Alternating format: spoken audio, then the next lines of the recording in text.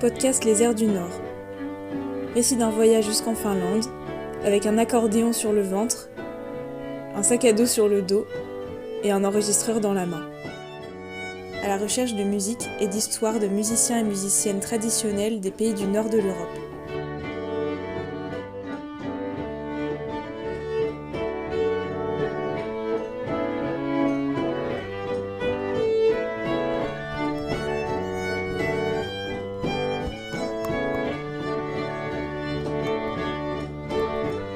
Épisode 1 en République tchèque, Pologne, Estonie et Finlande.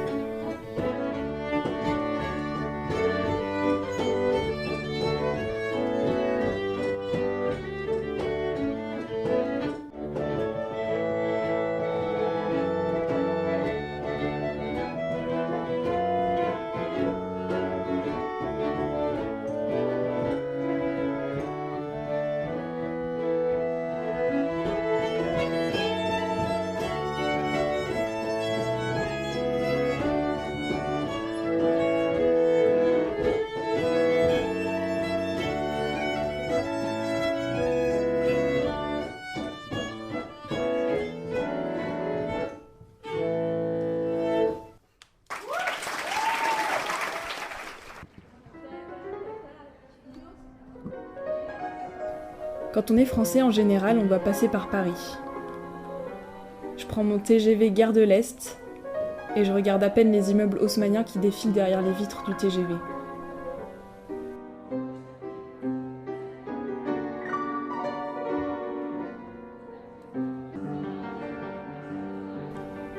Les derniers kilomètres de rail qui me séparent de Prague sont mémorables. Il fait très beau, c'est le matin, et les moyennes montagnes de la République tchèque sont magnifiques dans cette lumière. La gare de Prague est immense. C'est Julie qui vient me récupérer et nous prenons le tram toutes les deux. Nous passons 2 journées à arpenter Prague. Le soleil brille sur les bâtiments Art Nouveau, les trams au sol et sur les bâtiments, les réminiscences du régime communiste me plaisent beaucoup. J'aime que les bâtiments de l'Union soviétique soient détournés, détruits ou adaptés afin d'estomper ce souvenir autoritaire. La vie est là, sur les blocs de pierre transformés en rampes de skate, les tags sur les murs et dans l'espace laissé par la disparition des statues des anciens leaders.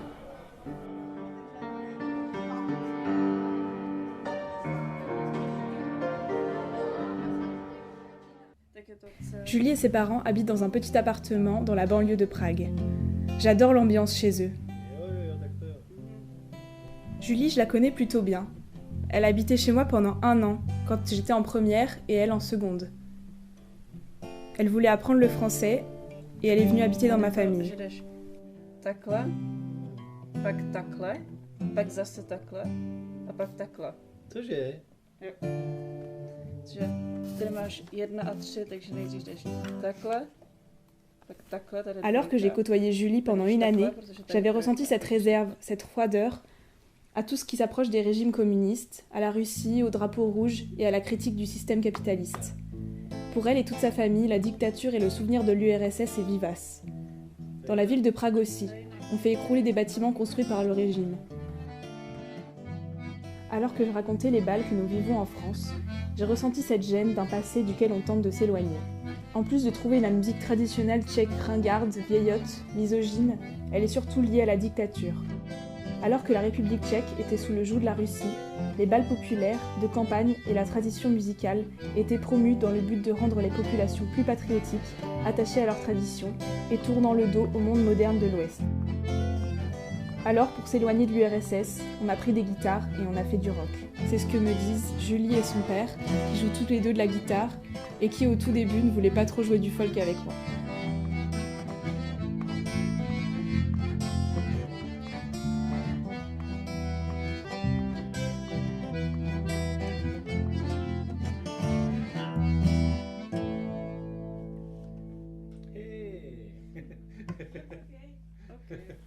Je rejoins ensuite la Pologne, dans un compartiment qui se remplit et se vide alternativement, je trouve le temps long.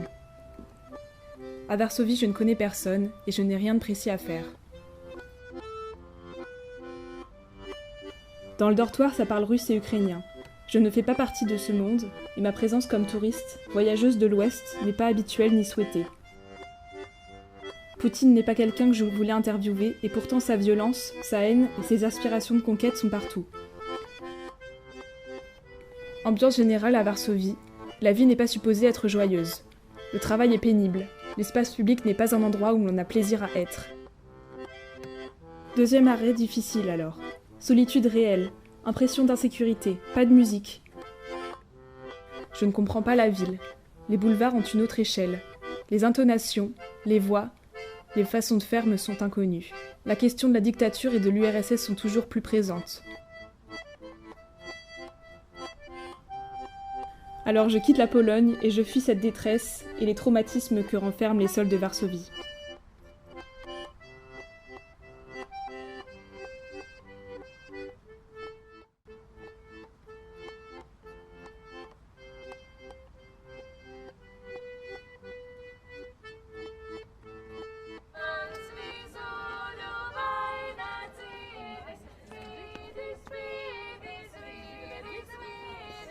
Le voyage continue bien. Je suis soulagée de quitter le pays. Mon bus traverse la Lituanie, puis arrive en Lettonie en pleine nuit. Je suis à nouveau excitée par cette ville, Riga, son port, ses anciens docks et mon téléphone qui vibre au message de Nora qui m'attend aux déposes minutes. J'entre dans la voiture, je rencontre Ojars, le père de Nora, et entre sans m'en rendre compte dans un autre espace-temps. Le 8 juillet 2023, les 24 heures les plus folles de mon voyage.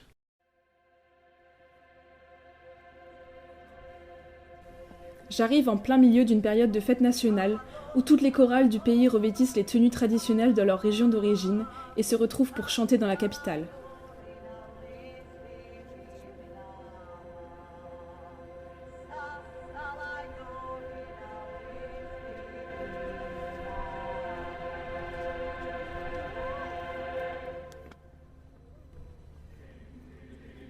Nora et ses parents font partie d'une chorale qui a préparé ces journées depuis des mois. Leurs tenues sont prêtes à être enfilées le lendemain et des couronnes de fleurs attendent dans le frigo familial. L'immense festival traditionnel a lieu tous les 4 ans et il se trouve que j'arrive au meilleur moment, totalement par hasard, et je suis logée chez 3 très bons chanteurs qui trépignent d'impatience à l'idée de ce qui aura lieu le lendemain. Les heures sont comptées, Nora et moi allons nous coucher à l'étage.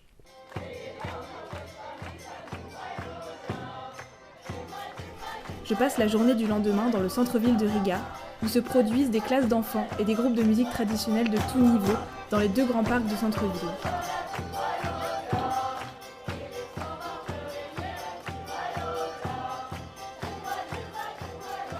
En fin d'après-midi, Nora m'appelle et me demande de prendre le tram direction le zoo de Riga. J'ai même pas besoin de GPS puisqu'il me suffit de suivre toutes les personnes qui sont habillées en tenue traditionnelle. Des jupes rayées pour les femmes, avec une chemisette blanche et une surchemise qui est assortie à la jupe. Pour les hommes, des grandes bottes, un pantalon uni, des chemises blanches et des surchemises qui sont elles à motif. La plupart des femmes portent des couronnes de fleurs qu'elles ont elles-mêmes faites avec des fleurs sauvages. L'ambiance dans le tram est folle déjà.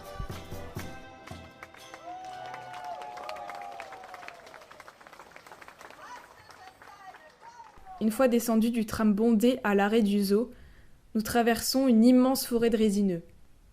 La grande représentation a lieu dans une immense clairière où se dresse une demi-coupole qui surplombe les gradins des chanteurs et chanteuses.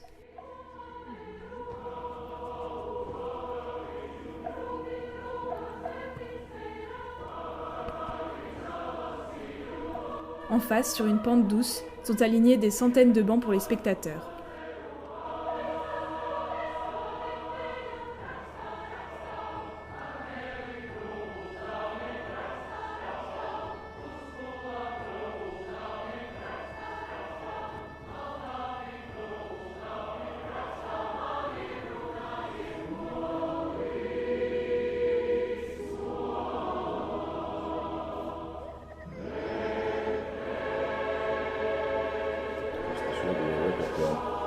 But there are, of course, some special songs which come from past and they are meaningful with some historical and freedom and suffering of nation, you know, this. So Latvian anthem is like a prayer, which is adopted as an anthem. But it's praying for country, freedom, happiness. But in a way it is, that song is a prayer, a bit too much religious for some part of people.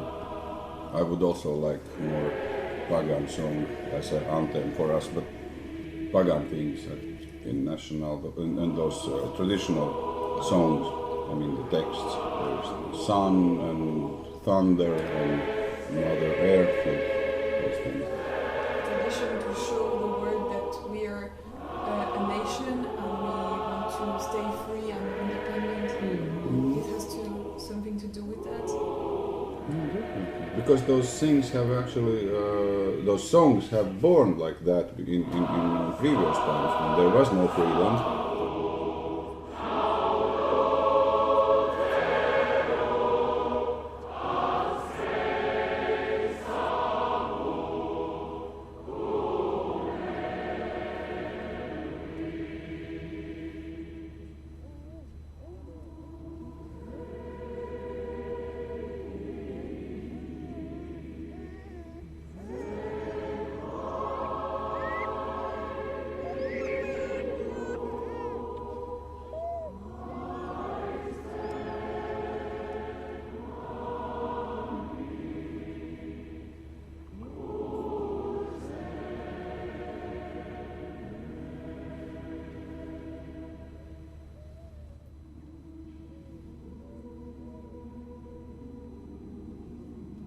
Un peu plus tôt dans la journée, j'avais pu discuter avec Ojars, le père de Nora. En seulement 24 heures, ça paraît impossible de comprendre la véritable ampleur de ce moment pour les Lettons. Mais les visages lumineux du public, les pleurs des chanteuses et chanteurs resteront marqués dans ma mémoire.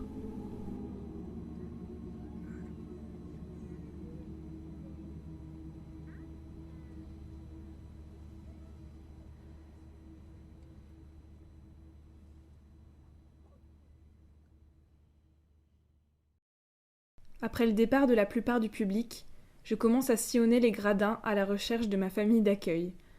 Leur chorale continue d'interpréter des chants joyeux, et lorsque je les retrouve, on se prend dans les bras. C'est comme s'ils voulaient que le moment dure encore longtemps.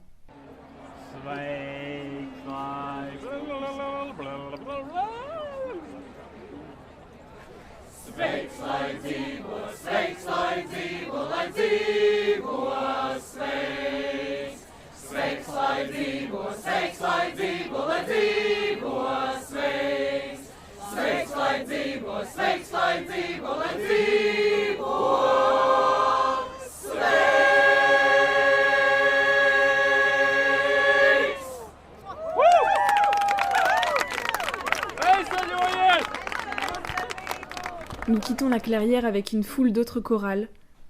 Des centaines de personnes attendent à l'arrêt de tram. Alors commence la folle nuit, pendant laquelle nous prenons le tram bondé, chantant, puis nous rejoignons un stade au centre-ville où nous faisons la fête sur de la musique lettonne contemporaine jusqu'au lever du jour.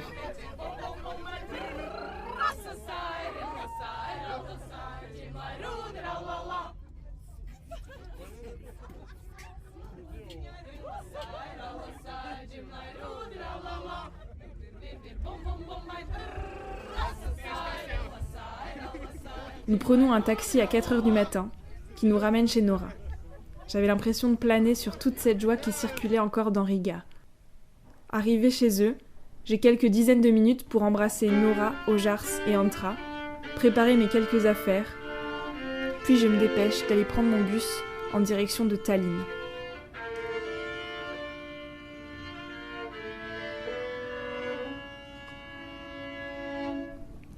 Pendant ce trajet, j'ai l'impression d'être plus forte que la fatigue. Je suis encore marquée par cette nuit incroyablement belle. Les visages en Estonie me semblent encore plus différents que ceux que j'avais croisés jusque-là. Après avoir traversé la ville sous la pluie jusqu'au port, j'embarque dans un ferry. Mes vêtements sont trempés, mes sacs commencent à peser lourd, mon corps s'engourdit, et je monte sur le pont.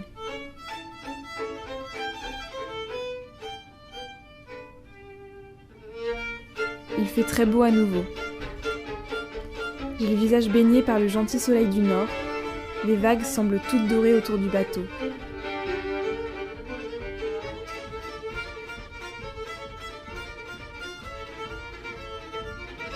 et au loin, j'aperçois un bout de terre dont je rêve depuis longtemps, la Finlande.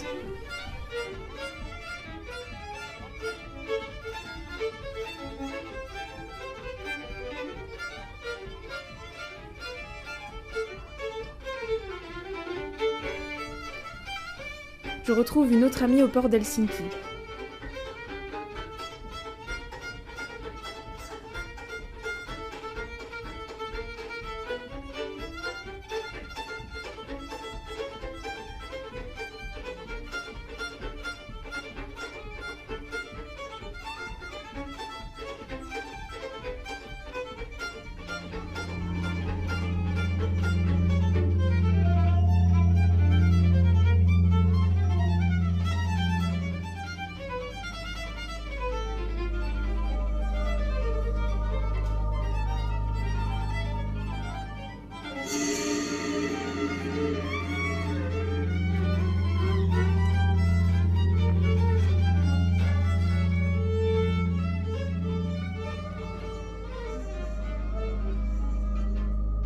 Je commence à perdre le fil de mon histoire, l'ordre de mes mots, mon sens de l'orientation. Mes perceptions sont comme faussées, une brume embourbe mon cerveau.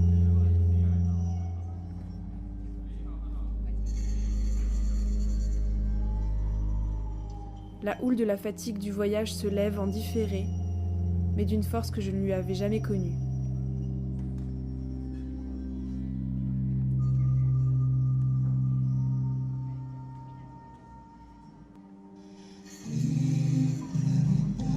Les extraits qui suivent sont des musiques et sons collectés au festival Kaustinen en Finlande. Je laisse d'autres voix vous le raconter. Moi, je m'appelle Alina, je viens de Finlande. Tout l'été, ma famille vient à Kaustinen. Et il y a cet grand festival de folk, de musique folk. On jouait ensemble tous les jours et toutes les nuits et on danse aussi. Ouais. Tous de la musique? Oui. Et ils font tous du folk? Oui, c'est ça. C'est ça? C'est ça. Il y a cette famille et son nom c'est Järvelä. C'est une famille Järvelä. Il y a Mauno Järvelä qui est un grand-père qui a commencé cette communauté pour les enfants et pour les gens tout âgés pour jouer ensemble et ça s'appelle Nattparit.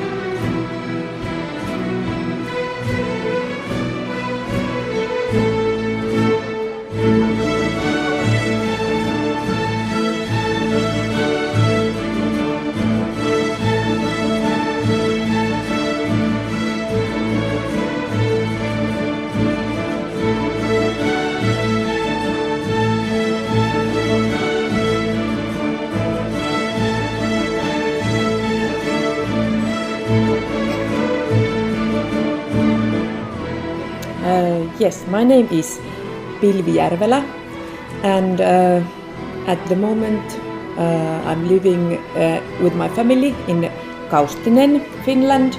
It is 450 kilometers up north from Helsinki and it's a small village with 4,300 inhabitants where the folk music tradition is very, very strong. And in fact, I am not from Kaustinen originally. My husband is, Eskojärvelä, but I'm from the southern Finland. But now we have been living in Kaustinen for 4 years. And I play piano and harmonium.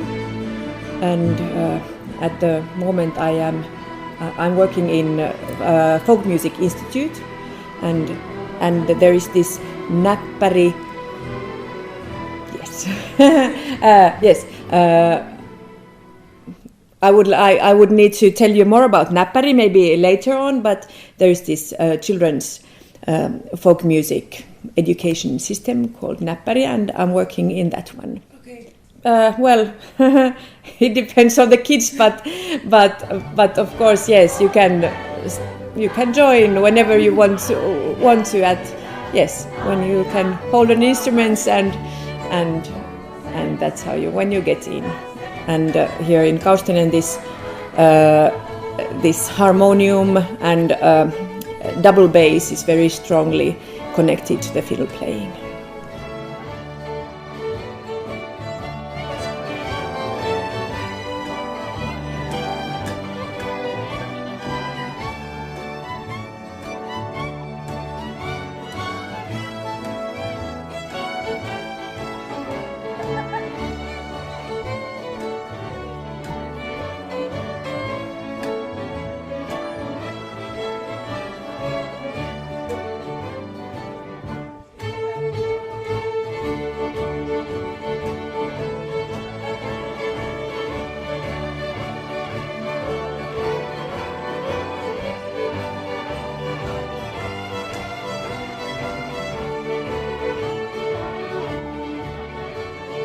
So these Kaustinen traditional tunes are, in fact, they are not easy. So he wanted to have something for the kids as well to join. So he has started to also make some and arrange some tunes that could be played with children as well. The idea is to, of course, that you would get as many people into it as possible, and that they would start to know their tradition also, like at early age, and learn to live with the tradition also. Well, at the moment, yes, just a few days ago in this Kaustinen Folk Music Festival, we had a concert with, I think it was total 360 players. Most of them were kids, some adults and teachers along, but yes, from all over Finland. And so it has grown very, very big. So we have this yearly big course and lots of players.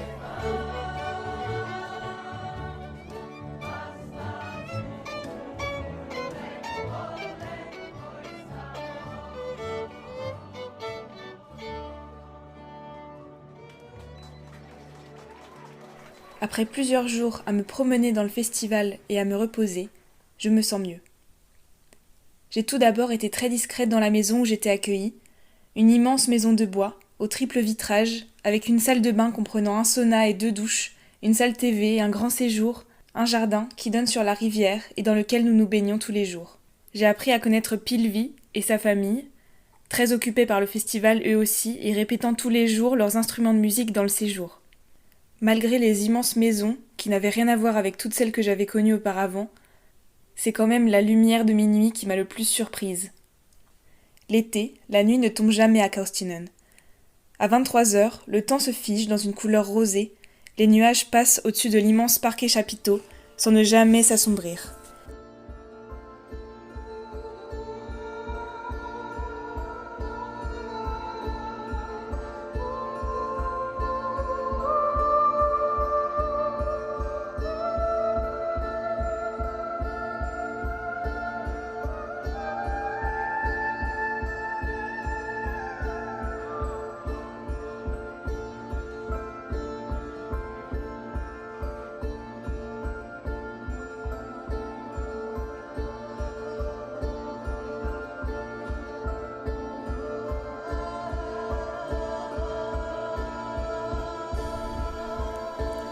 je découvre des espaces aux qualités que je n'aurais jamais pu imaginer.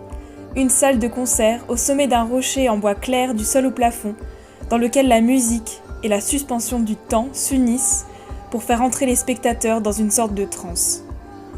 Dans un des couloirs donnant accès à cette salle, la longue fenêtre bandeau découvre une vue imprenable sur la cime de centaines de sapins qui se déroulent comme un tapis et soutiennent le ciel aux 1000 teintes orangées en plein milieu de la nuit finlandaise.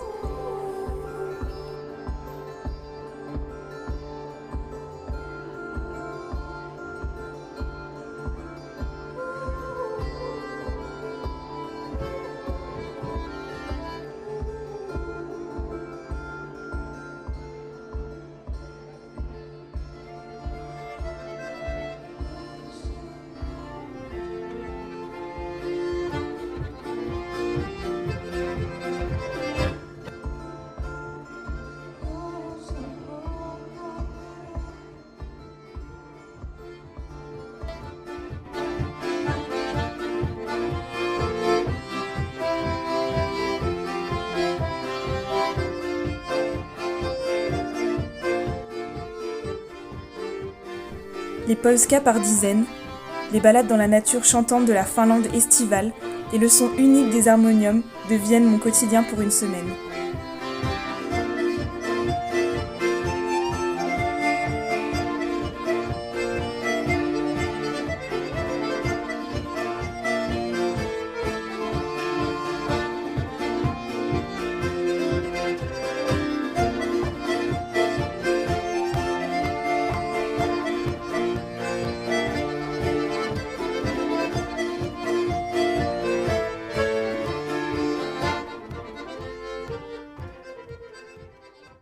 En préparant ce voyage, ainsi que l'écriture du podcast, je pensais aborder le thème des femmes sur scène, et spécialement dans le milieu de la musique traditionnelle.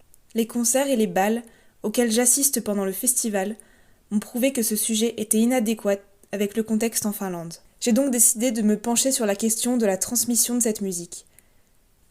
De la tradition orale qui perdure, grâce, entre autres, à l'institutionnalisation des cours de musique traditionnelle dans les écoles, collèges et lycées.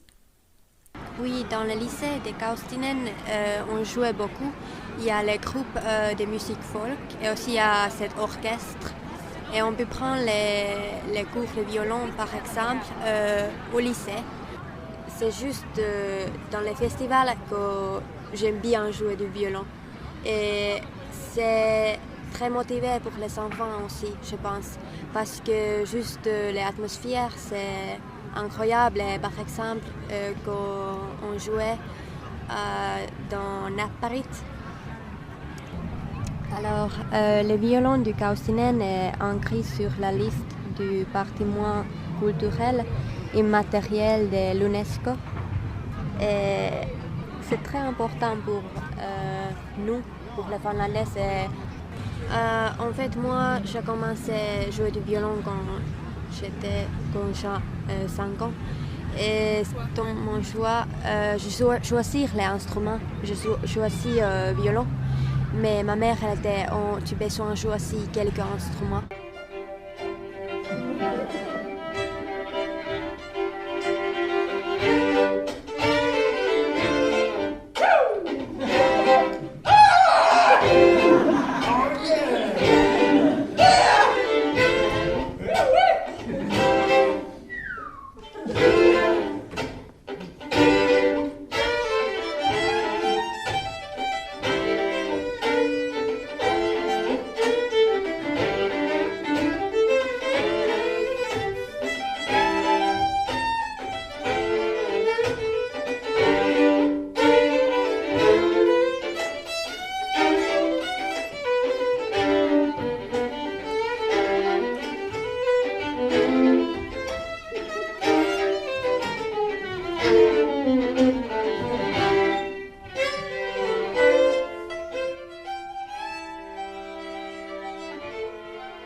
Iikka Hultus. I am Erkki Virkkala. And I started playing classical music first, and like the folk music has been in my life always. I'd always liked to play, but nowadays much more. Huge Exactly. temple that is folk Yes. music. Exactly. And one thing I forgot to mention, that why it is important to also to educate, for example. The education is, as a word, yes, it is education and it is quite formal, but this informal also, this that you just get into folk music and you kind of, if you are just influenced by the music and you hear it like very much, that is also very important for the, to grow up with the music. So it doesn't have to, you don't have to choose it at some, that do I like this or that. It is, we just play music. Yes, we just play music and exactly, it is present all the time. Yeah. It exists. Yes.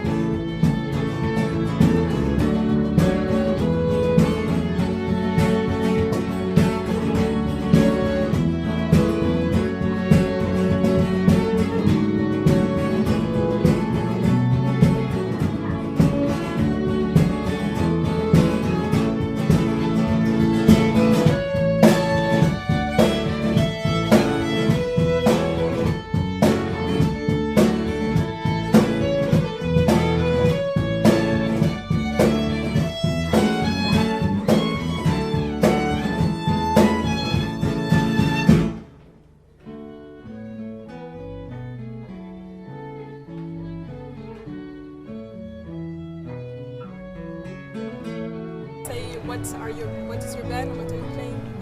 Yeah, my name is Ville Valtanen, and I'm from the band Kvarti 5 from Helsinki. I play the guitar in the band. We started out with knowing nothing about traditional folk music, and through the years we've found many interesting bands that we've listened to, and my tunes are mostly inspired from contemporary folk music. I mean, people who are inspired by the old tradition and make something new, and then I listen to them, and then I try to pick the best parts from there. So that's our process. Here's a melody, do what you want with it, and then it becomes better when everyone gets to do their thing. Les autres voix que vous entendez plus tôt dans le podcast sont celles d'Alina, Eric et Lika, ainsi que Ville. Alors qu'Alina préfère jouer de son violon au milieu des enfants, dans la magie du festival et l'ambiance traditionnelle qu'il offre, Eric et Lika jouent tous les jours et mélangent la musique classique et traditionnelle grâce à leur double formation au lycée de Kaustinen. Pour finir, Ville aime composer et mélanger avec la musique folk plus contemporaine et qui peut venir d'ailleurs. Je suis profondément marquée par ces musiques du Nord, par ces musiciens et musiciennes du festival qui ne semblent avoir d'autre but que celui de jouer ensemble pendant des heures et de transmettre cette musique pour qu'elle perdure dans les maisons et sur les parquets l'été. J'ai été accueillie dans la famille de Pilvi. Elle fait actuellement une thèse sur la musique traditionnelle finlandaise, a 3 enfants qui apprennent la musique et fait partie d'une grande famille de Kaustinen. Son beau-père, Erkko Järvala, a créé le cours Napparit, que suivent actuellement près de 400 enfants. Plusieurs après-midi sous le chapiteau, ce sont donc 360 enfants violonistes qui jouent des morceaux traditionnels simplifiés, sans partition, et avec une détermination qui m'a mis des frissons.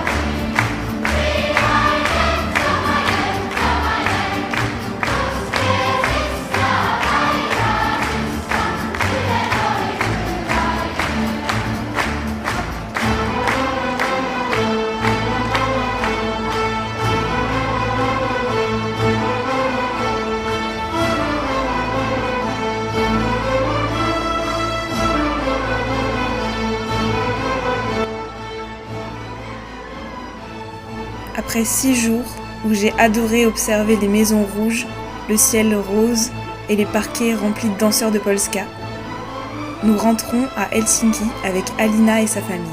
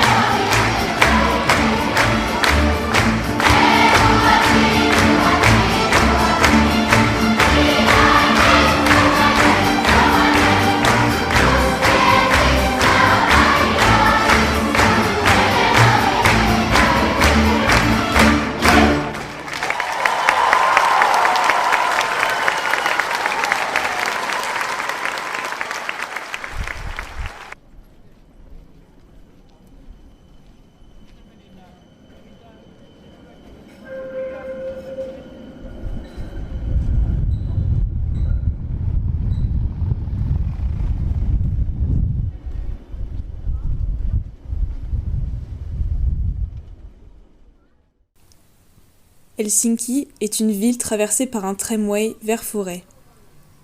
Elle est pleine d'immenses masses bâties, avec plein de fenêtres et beaucoup de passages couverts. Il y a plein d'endroits où s'abriter, d'immenses statues sur la gare centrale, des grands magasins, des mouettes. Je trouve cette ville assez élégante, moins grandiloquente que d'autres, mais pleine de trésors cachés. La grande église blanche du centre, du haut de ses nombreuses marches gradins, annonce les heures avec des tintements graves puis fluets. Alors que je commence à vraiment sympathiser avec la famille qui m'accueille, c'est déjà le moment de partir.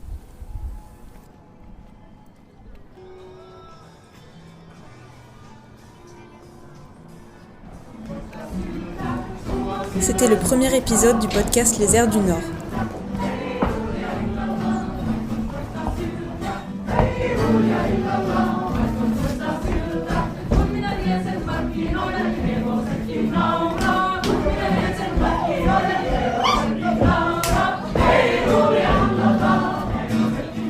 Tous les extraits musicaux que vous avez entendus dans le podcast ont été enregistrés en juillet 2023 pendant des bals, concerts ou répétitions.